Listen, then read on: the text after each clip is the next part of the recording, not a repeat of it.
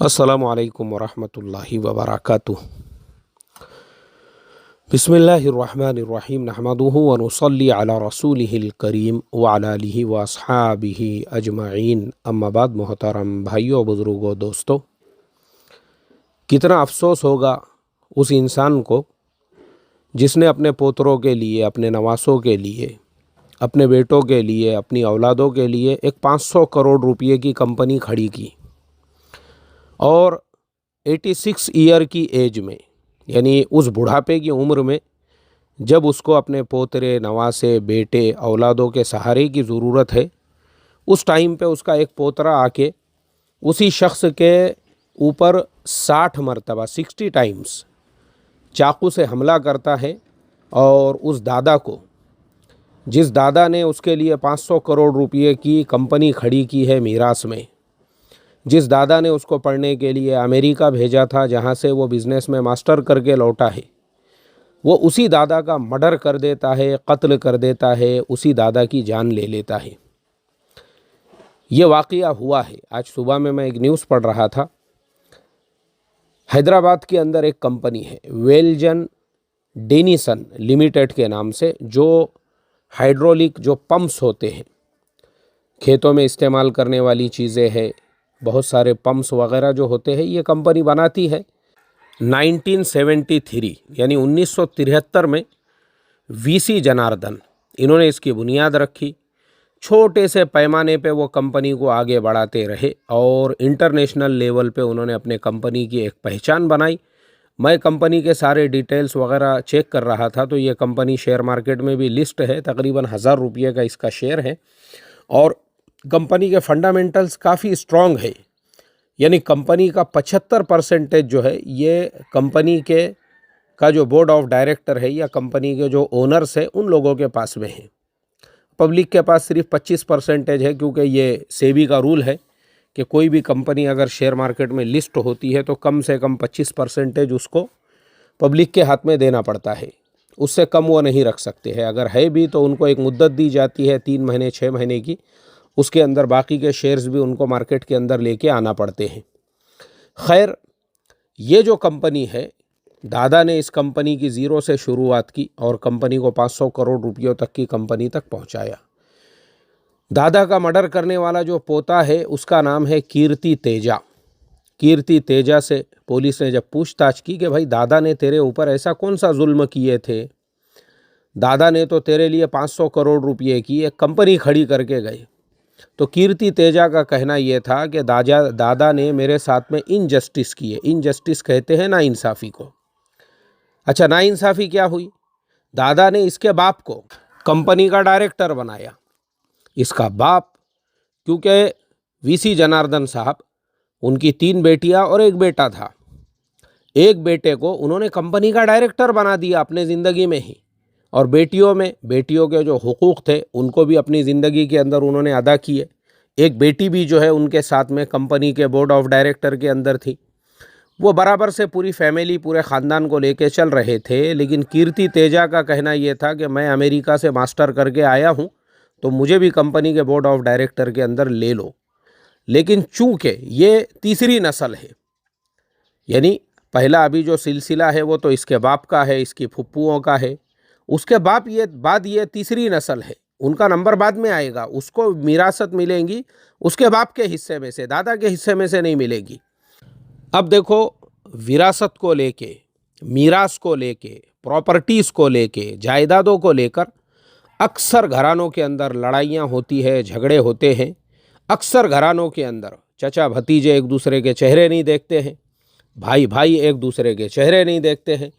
पता है आपको ये सारी चीज़ें क्यों होती है? क्योंकि लोगों को जो मीरास के मसाइल है वही नहीं पता है, लोगों को एक दूसरे के हुकूक ही पता नहीं है। अगर आप एक दूसरे के हुकूक अदा करते हो, आप अपनी प्रॉपर्टीज़, अपनी जायदादें बराबर से तकसीम करते हो, आप अपने सारे बेटों को बराबर से लेकर चलते हो, आप अपनी बेटियों के हुकूक बराबर से अदा करते हो, तो ख़ानदानों के अंदर ये मसले मसाइल नहीं पैदा होते हैं।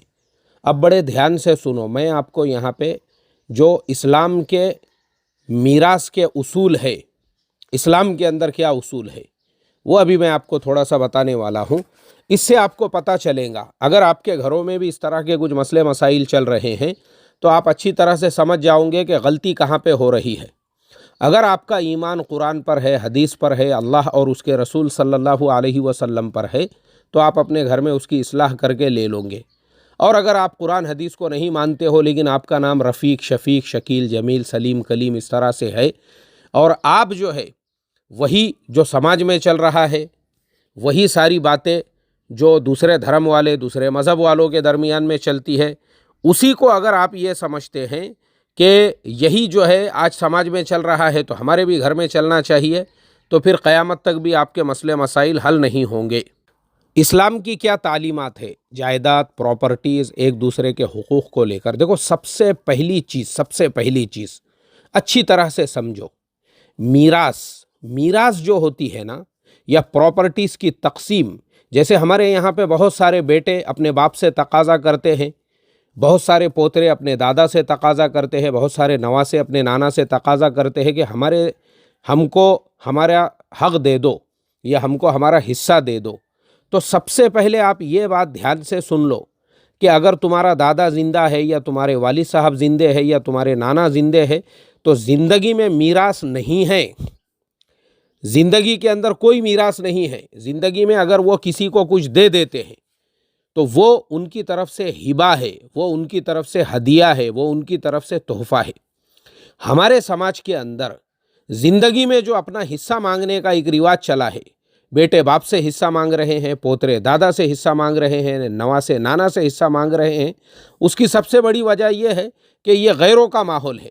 जैसे अभी कीर्ति तेजा ने अपने दादा का जो मर्डर किया, दादा का जो कत्ल किया, वो इसी वजह से, क्योंकि वो दादा की प्रॉपर्टी में से अपना हिस्सा दादा की ज़िंदगी में चाहता था। शरीयत के अंदर ज़िंदगी में कुछ भी नहीं है। ज़िंदगी में फिर क्या है?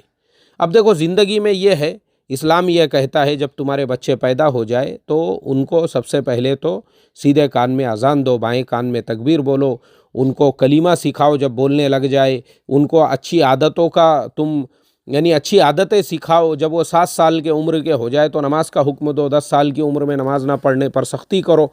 इस तरह से इस्लाम ने जो है ना एक तालीम का, तरबियत का पूरा निज़ाम बनाया है। अब निकाह के बारे में भी, क्योंकि मैं दूल्हा दुल्हन कोर्स पढ़ाता था, वो पूरा कोर्स चैनल पे अवेलेबल है, फ्री में, मुफ्त में। अगर आप देखोगे तो आपको उससे मुआशरत का इस्लाम भी पता चलेगा। उसके अंदर हम ये पढ़ाते थे कि बाप की ज़िम्मेदारी है औलाद का निकाह करके देने की भी। यानी अगर बेटी जवान हो गई, बालिगा हो गई, बाप का काम है फ़ौरन उसका निकाह करके दे। ऐसे ही बेटे का निकाह। अब बाप अगर पैसे वाला है तो वो अपने औलाद की, मतलब हम आज के ज़माने के हिसाब से देखते हैं तो आज के ज़माने में हर घर में यही होता है कि बाप अपने बेटों को कम से कम ग्रेजुएशन तक पढ़ाता है, उनको मास्टर पढ़ाता है, उनको जॉब से लगा के देता है, और बाप जो है अपनी औलाद को कारोबार से लगा के देता है। ये इतना बाप का काम है, बाप ने अपनी ज़िम्मेदारी अदा कर दिया। अब प्रॉब्लम कहाँ पे होता है? प्रॉब्लम यहाँ पे क्रिएट होता है कि बाप ने एक बार बेटों को जॉब से लगाने के बावजूद, बेटों को अच्छी खासी सैलरी आ रही है, उसके बावजूद बेटे क्या करते हैं, बाप के ऊपर बोझ डालते हैं। बाप से ये कहते हैं कि पोतरी के शादी के लिए भी पैसे दो, पोतरे के एजुकेशन के लिए भी पैसे दो, हमको नई कार ख़रीदने का है तुम ही पैसे दो, हमको नया घर लेने का है तुम ही पैसे दो। अब बाप की जिम्मेदारी नहीं है। ऐसे ही बहुत सारी जगहों पे, मैं आपको यहाँ पे 2 वाक़या सुना के अपनी बात को आगे बढ़ाऊँगा। एक मस्जिद में मैं बच्चों को पढ़ाया करता था, मेरा एक शागिर्द आया, उसने कहा कि दादा आपको बुला रहे हैं। और उस टाइम पे मकतब की छुट्टी हो गई थी, जमात खड़े रहने में तकरीबन 15 से 20 मिनट बाकी थे। मैंने कहा चलो ठीक है, मैं चलता हूँ, अभी जमात में काफ़ी वक्त है, ईशा की जमात में। मैं तब तक वो दादा से मिलने के लिए गया। अब दादा से जब मुलाकात हुई तो दादा का एक बेटा वहाँ पे खड़ा हुआ था, यानी जो बच्चा मुझे बुलाने के लिए आया उसके चचा और वो दादा और उनकी पूरी फैमिली जमा है। मैं बोला बोलो भाई क्या मसला है? दादा कहने लगे, बोले देखो मुफ्ती साहब, मैं जब रिटायर्ड हुआ था मुझे 10 लाख रुपये मिले थे और मेरे 2 ही बेटे हैं और मेरी 2 बेटियां हैं। मैंने उस टाइम पे 10 लाख रुपये में से ये जो मेरा एक बेटा है इसको 2 लाख दिया, दूसरे को 2 लाख दिया और दोनों बेटियों को 1-1 लाख रुपये मैंने दे दिया। इस तरह से मैंने जो है ना 6 लाख रुपये इनके दरमियान में तकसीम कर दिया। अब जो बचे हुए 4 लाख रुपये हैं उसमें मैं अपने बीवी के साथ में हज के लिए जा रहा हूँ। तो फिर वापस से मेरे बेटे आ गए यहाँ पे तकाज़ा रखने के लिए, और उनका कहना यह है कि आप जो हज के लिए जा रहे हो, आपके बेटे परेशान हैं, हमारा खुद का घर नहीं है, तो बेटों को पहले घर दिला के दो, उसके बाद में हज के लिए जाओ। तो अब आप यहाँ पे ये फ़ैसला करो कि मैंने जो किया वो सही किया या मैंने गलत किया, और इनका जो मेरे पास में तकाज़ा रखना है। मैंने कहा देखो हाजी साहब, पहले तो आपने मुझे पहले पूछना चाहिए था, तो मैं तुमको ये 2-2 लाख रुपये भी नहीं देने लगाता था। वजह इसकी ये है, क्या ज़रूरत है, तुमने इनको बड़ा किए, इनके पैरों पे खड़े किए। अब इनका काम है, ये भले रिक्शे चलाओ, ये भले भंगार का गाड़ा खींचो, ये भले विमल गुटखा जो है ब्लैक के अंदर बेचो, ये भले हमाली करो, मजदूरी करो, आपकी जिम्मेदारी नहीं है। जो 10 लाख रुपये थे वो आपके खून पसीने की कमाई है। अब आपके ये 4 लाख रुपये भी हज में खर्चा हो गए, उसके वहाँ से आने के बाद में आपको अगर फ्यूचर में ज़रूरत पड़ी, आप क्या करोगे? भीख मांगोगे, कर्ज मांगोगे लोगों से? अरे भाई, आपका पैसा है।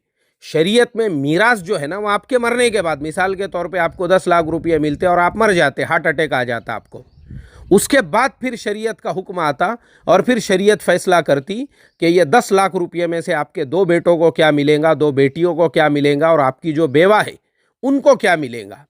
उनका जो हिस्सा है ना, वो शरीयत तय करती थी। मगर अभी आप जिंदा है, तो आपने इनको जो 2-2 लाख रुपये दिए ना, ये आपने इनके साथ हुस्न सुलूक किए, आपने इनके साथ जो है इनके ऊपर एहसान किया आपने। तो ये दोनों ने आपके दोनों पैर धो के पीना चाहिए था कि भाई हमारे बाप ने हमको 2-2 लाख रुपये दिया। उसके बावजूद अगर ये जो बचे हुए 4 लाख है जिसमें तुम हज के लिए जाना चाहते हो और ये मांगने के लिए आए, तो जूता लो और जूते को जो है एरंडी के तेल में भीगने को डालो रात भर और दूसरे दिन सुबह में इनके दोनों के ढोपर पे 2-2 जूते मारो, दोनों को सेको। मैं बोला वजह यह है कि इनका काम यह था कि भाई हमारा बाप बुढ़ा हो गया, हमने बाप को हज के लिए भेजना चाहिए।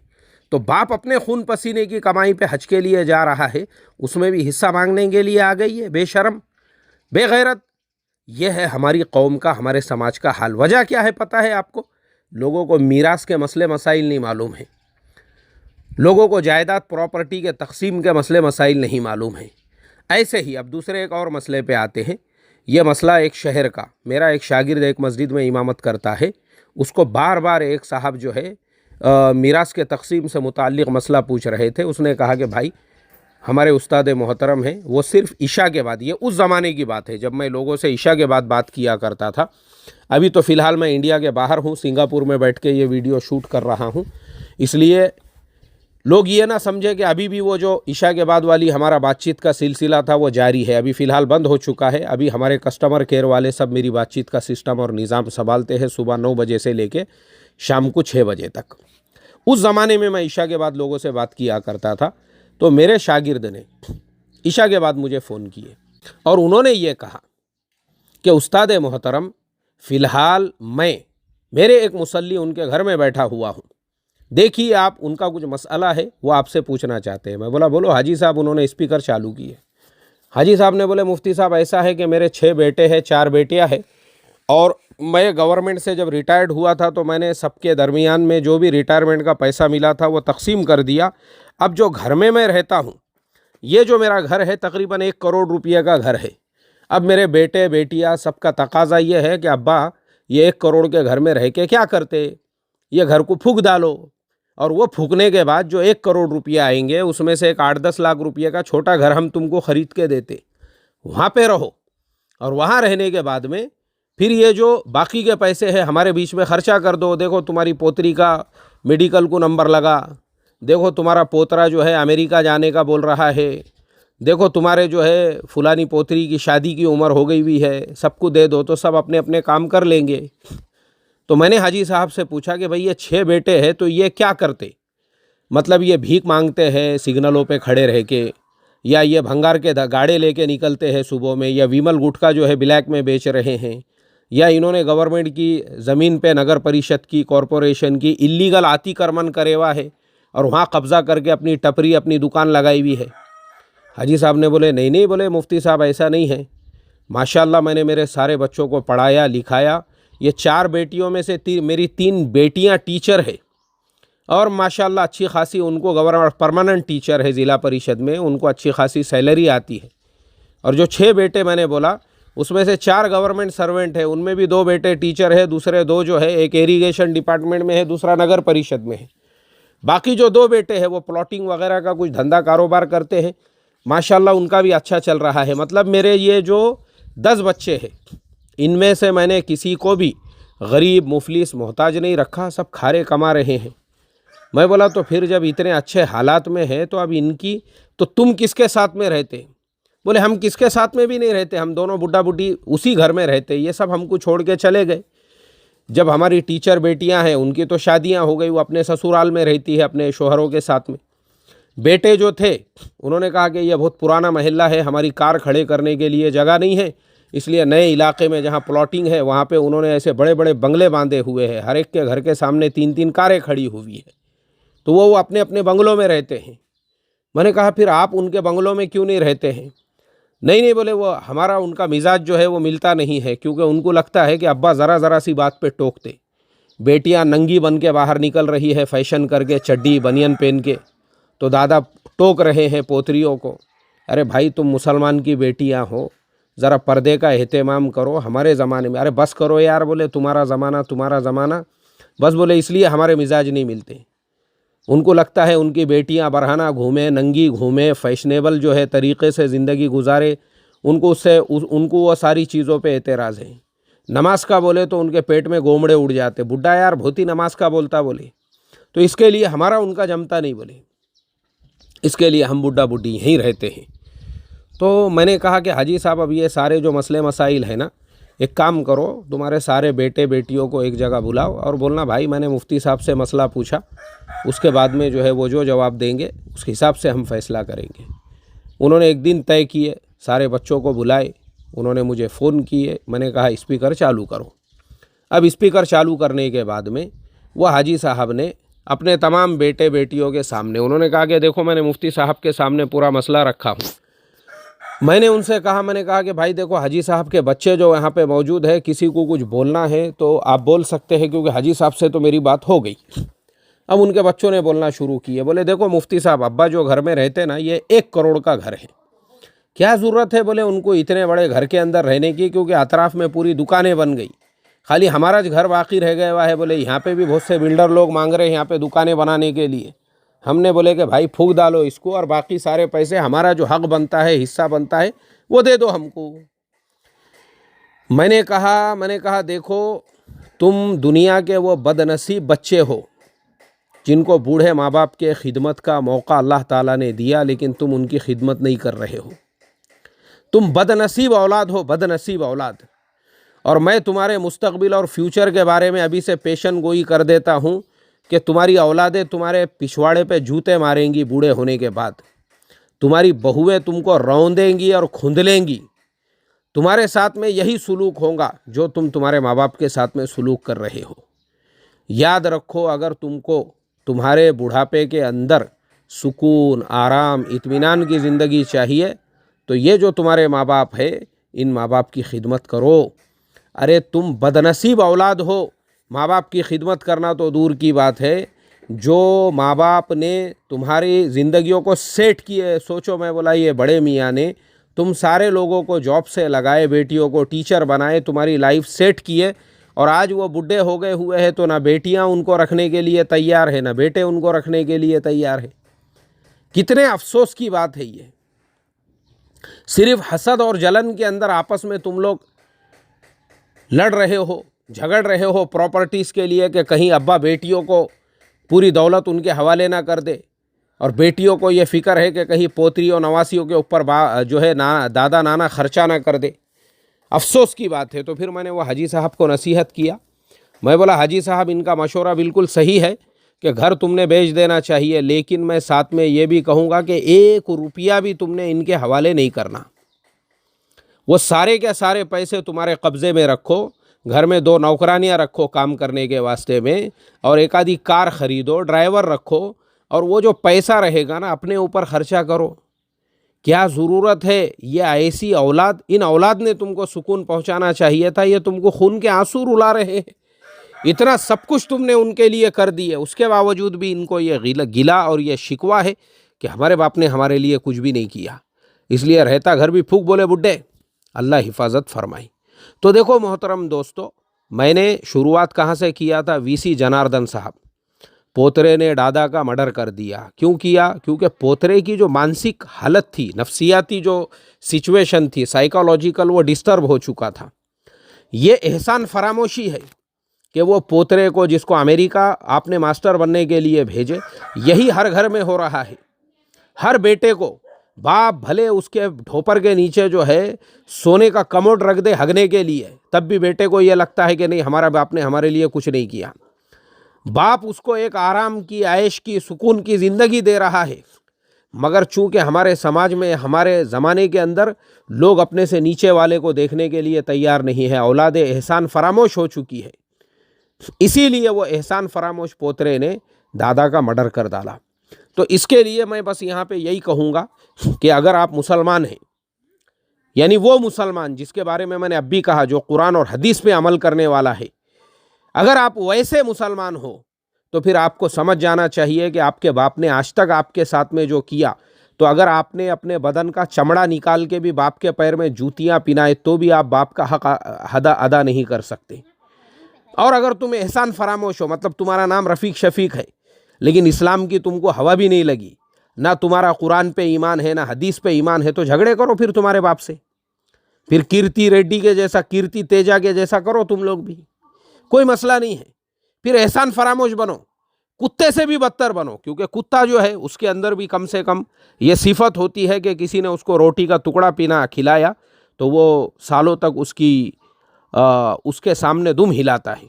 तुम कुत्ते से भी बदतर हो अगर तुम अपने माँ बाप के साथ में इस तरह का सुलूक कर रहे हो। तो ये सोच होती है आपकी। और हमारे गांव खेड़े देहातों में और हमारे आपस में जो लड़ाई झगड़े हैं, भाई भाई में, चचा भतीजों में, झोपड़ा है दादा का, झोपड़े के लिए लड़ाई झगड़े कर रहे हैं और दोनों ऑलरेडी आलीशान घरों में रह रहे हैं, घरों के सामने जो है कारें खड़ी हुई है, मगर झगड़े काय पे से चल रहे? झोपड़े के मीरास के लिए। अल्लाह हिफाजत फरमाए और हम समाज को समझ अता फरमाए। अस्सलामु अलैकुम व रहमतुल्लाहि व बरकातुहू।